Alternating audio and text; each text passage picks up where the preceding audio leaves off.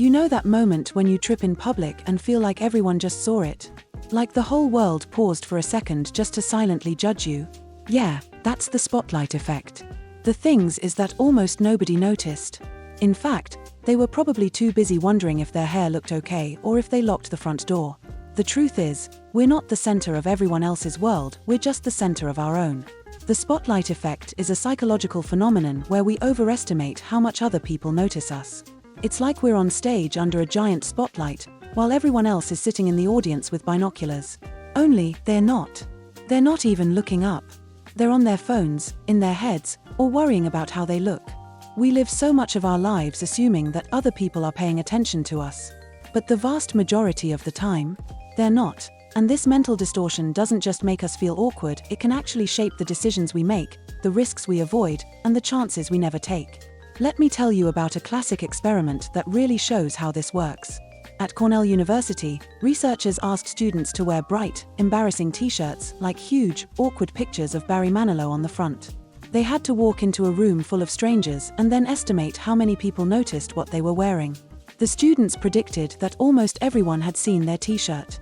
But when the researchers asked the people in the room, barely half of them had noticed at all. That's the spotlight effect in action. Why does this happen? It's simple. We are the protagonists of our own lives. We live in our heads. So it's only natural to assume that other people are watching us too. But the truth is, they're doing the same thing. They're in their own heads, worrying about their own stuff. Once you realize this, it changes how you see the world. Think of all the times you've held back because you were worried about being judged. You didn't raise your hand in class even though you had something to say. You didn't post that idea online even though it could have helped someone. You didn't speak up, ask out, apply, perform, or try because you imagined all eyes on you, ready to pounce. But here's the truth. Most people aren't thinking about you. They're thinking about themselves. This isn't just about confidence. It's about freedom.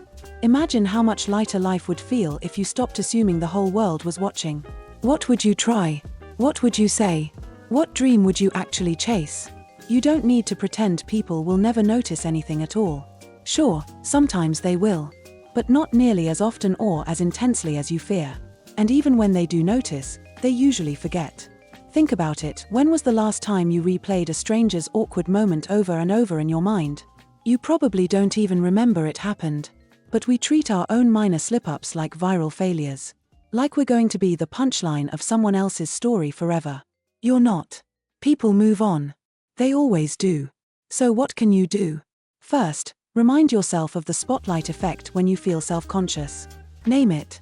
Say to yourself, this is that thing where I think everyone's noticing, but they're probably not. Second, act anyway. Raise your hand. Say the thing. Try the thing because regret doesn't come from being judged, it comes from staying silent. Third, give other people the same grace. If someone else messes up, let it go.